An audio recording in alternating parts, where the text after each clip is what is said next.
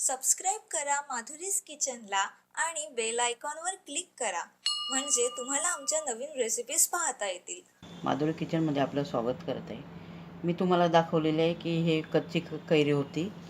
तर आता मी तुम्हाला सांगते की हे कैरी मी 1 किलो कैरी घेतलेली आहे आणि हे 1200 ग्रॅम गूळ घेतलेला आहे. कारण कैरी आपली जास्त असल्याकारणाने आपण 1200 ग्रॅम गूळ घेतलेला आहे आणि गूळ थोडंसं पातळ करून घेण्यासाठी पाणी घेतलेलं आहे मी आणि मीठ घेतलेलं आहे. छोटा अर्धा चमचा मीठ घेतलेला आहे. 1 चमचा वेलची पावडर घेतलेली आपण. मैत्रिणींनो, आता तुम्हाला मी सांगते, हे मी कैरीचं पन्हं जे बनवते ना ते फ्रीजर करण्यासाठी बनवते, जास्त दिवस टिकण्यासाठी बनवते. कारण आपल्याला आता उन्हाळा संपायला आलेला आहे, तर हे आपल्या नंतर सुद्धा 1 महिना अजून आपण याला वापरू शकतो. त्यासाठी मी हे कैरीचं पन्हं कसं फ्रीजर करून ठेवायचं ते शिकवणार आहे. तर आलेल्या पाहुण्यांना आपण चहा कॉफी न देता हे कैरीचं पन्हं उन्हाळ्यासाठी देऊया, त्यासाठी मी बनवून ठेवते. तर मी असे 2-3 किलो कैरीचं पन्हं बनवून ठेवणार आहे आणि ते येणाऱ्या जाणाऱ्याला कैरीचंच पन्हं मी पाहुण्यांना वगैरे देणार आहे. म्हणून मी कैरीचं पन्हं बनवून ठेवते 1 किलो. म्हणून मी इथे 1 किलो कैरी घेतलेली आहे आणि गूळ घेतलेला आहे मी 1200 ग्रॅम. 1 किलो कैरीचं पन्हं आपण बनवतो आहे आता. तर आपण उकळून घेतलेलं आहे याला मी 3 शिट्या दिल्यामुळे जास्त शिजून गेलेली ही माझी कैरी. तर याला मी 3 शिट्या देऊन घेतलेल्या आहे कुकरमध्ये पाणी घालून. आणि आता ही आपण साल काढून घेतो आहे. आता याचं अशी गिठोडी वगैरे काढून घ्यायची आहे. तर चमच्याने व्यवस्थित जमत नाही आहे, तर मैत्रिणींनो मी आता हाताचा वापर करते. अशा प्रकारे आपण पूर्ण काढून घेतलेलं आहे.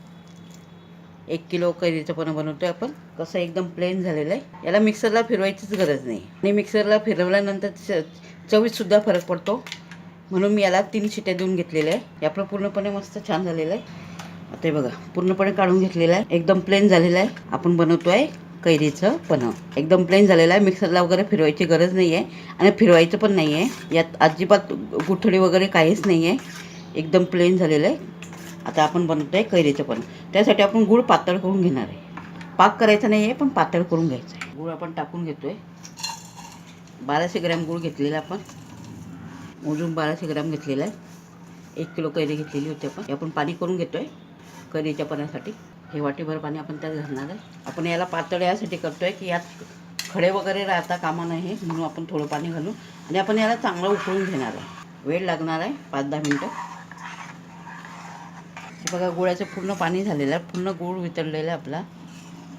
मी गुळाचं यासाठी केलेलं आहे की गुळाचं जास्त हेल्दी असतं साखरेपेक्षा आणि कधी डायबिटीजच्या माणसाला सुद्धा वाटतं प्यावं, तर गुळाचं चालतं, म्हणून मी गुळाचं केलेलं आहे. आता आपण गुळाचं पाणी करून घेतलेलं आहे. हे आता आपण काय बनवते माहिती ना, कैरीचं पन्हं. आता आपण त्यात हे कैरीचा जो आपण गर काढून घेतलेला आहे तो घालतो आहे. आपण कैरीचा गर घालतो आहे. त्यामुळं मिक्स करून घ्यायचं आहे. थोडं थोडं आहे, थोडं चालतं. असं तोंडात आल्यानंतर छान वाटतं, पण नंतर थोडं गार झाल्यानंतर मी हाताने त्याला हे करून घेणार आहे. आपण मिक्सरला फिरवलेलं नाही आहे, कारण आपल्याला कैरीचा तसा स्वाद हवा आहे. फिरवल्यानंतर त्या स्वादमध्ये फरक पडतो, म्हणून मी फिरवलेलं नाही आहे. आपण त्यात आता ही वेलची पावडर आहे 1 चमचा घेतलेली. असं हे तर तुम्ही याला गाळून घेऊ शकता. मी त्याला गाळून घेतलेलं नाही आहे आणि थोडंसं मी हाताने त्याला नंतर हे करून घेणार आहे. त्याच्या गुठळ्या वगैरे हे करून घेणार आहे. आता गरम असल्या कारणाने मी त्यात हात टाकत नाही आहे.